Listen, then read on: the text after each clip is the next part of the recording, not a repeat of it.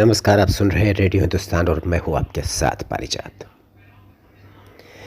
Radio literature में ये ख़ास तौर पर पेशकश है आपके लिए। उस विद्रोहिणी कवयित्री के नाम है हमारी ये पेशकश, जिसका नाम है अमृता प्रीतम। इमरोज़। इमरोज़, तुम मेरी ज़िंदगी की शाम में मुझे क्यों मिले, दोपहर में क्यों नहीं। अमृता प्रीतम ने अपनी आत्मकथा रसीदी टिकट में साहिर लुधियानवी के अलावा अपने और इमरोज़ के बीच के आत्मिक रिश्तों को बेहतरीन ढंग से कलमबंद किया। इस किताब में अमृता ने अपनी ज़िंदगी की कई परतें खोलने की कोशिश की है। रसीदी टिकट। रसीदी टिकट में अमृता खुद से जुड़े हुए कई ब्यौरे यहाँ खुलकर बताती हैं। इमरोज़ अमृता की ज़िंदगी में आए तीसरे पुरुष थे।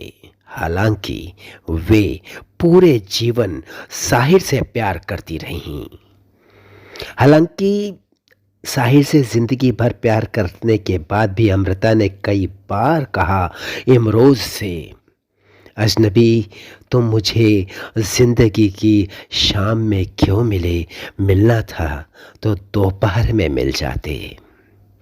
अमृता इमरोज़ से अमृता अक्सर इस तरह के सवाल पूछा करती थी, क्योंकि इमरोज़ अमृता की ज़िंदगी में बहुत देर से आए थे, मगर वो दोनों एक ही घर में एक ही छत के नीचे दो अलग अलग कमरों में रहा करते थे। मैं रात को शांति में लिखती थी। धीरे से इमरोज़ चाय रख जाते थे। जहां अमृता रात के सुनसान शांत आवरण के भीतर कलम चलाया करती थीं, अपनी टेबल में एकांत में शून्य को निहारा करती थीं। उन्हें पता भी नहीं चलता था कब इमरोज़ चाय बनाकर उनके पास मेज पर रख जाया करते थे। अमृता के संग रहने के लिए इमरोज़ ने उनसे कहा था। इस पर अमृता ने इमरोज़ से कहा कि पूरी दुनिया घूम कर आओ, फिर भी तुम्हें लगे कि साथ रहना है तो मैं तुम्हारा यहीं पर इंतज़ार करती तुमको मिलूंगी। उस समय इमरोज़ ने अपने कमरे के 7 चक्कर लगाने के बाद उन्होंने अमृता से कहा कि घूम लिया मैंने, दुनिया भर को घूम लिया, मुझे अभी भी तुम्हारे साथ ही रहना है।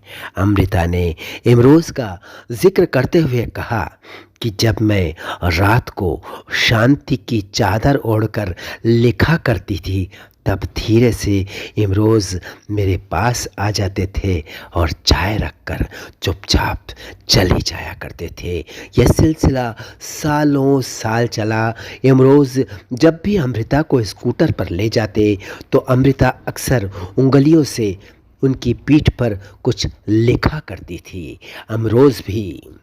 इमरोज़ भी इस बात से अच्छी तरह वाकिफ़ थे कि उनकी पीठ पर वो जो अल्फाज लिख रही है वो साहिर का नाम है। मेरा इश्क ये किस मुकाम पर आ गया है। अमृता को जब राज्यसभा का मनोनीत सदस्य बनाया गया तो इमरोज़ उनके साथ संसद भवन जाते और घंटों बाहर बैठकर अमृता के लौटने का इंतजार करते। यह मोहब्बत थी। अक्सर वहीं पर मौजूद कई लोग इमरोज़ को अमृता का ड्राइवर मान लिया करते थे। इमरोज़ ने भी अमृता के लिए अपने करियर के साथ समझौता किया। उन्हें बहुत जगह अच्छी नौकरी के अवसर मिले, मगर अमृता के खातिर उन्होंने ये अवसर ठुकरा दिए। कलम ने आज गीतों का काफिया तोड़ दिया। मेरा इश्क ये किस मुकाम पर आ गया है। देख नजर वाले तेरे सामने बैठी हूँ, देख, नज़र वाले तेरे सामने बैठी हूँ, मेरे हाथ से हिज्र का कांटा निकाल दे। जिसने अंधेरे के अलावा कभी कुछ नहीं बुना, जिसने अंधेरे के अलावा कभी कुछ नहीं बुना, वो मोहब्बत आज किरणें बुनकर दे गई हैं। उठो, अपने घड़े से पानी का एक कटोरा दे दो।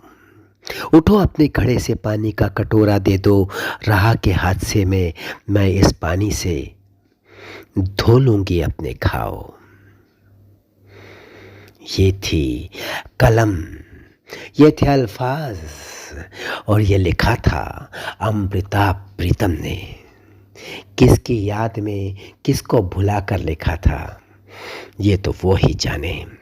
लेकिन उनकी ज़िंदगी भी अपने आप में एक रहस्य थी, एक रूमानी रहस्य। और इस रूमानी रहस्य की नायिका का नाम था अमृता प्रीतम।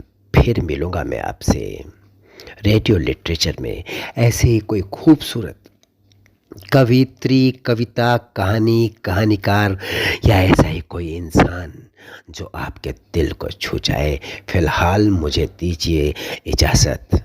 करते रहिए काम, सुनते रहिए रेडियो हिंदुस्तान और बोलते रहिए जय श्री राम। पानी बचाइए, सबको सिखाइए, पेड़ लगाइए, सबको सिखाइए। राम राम।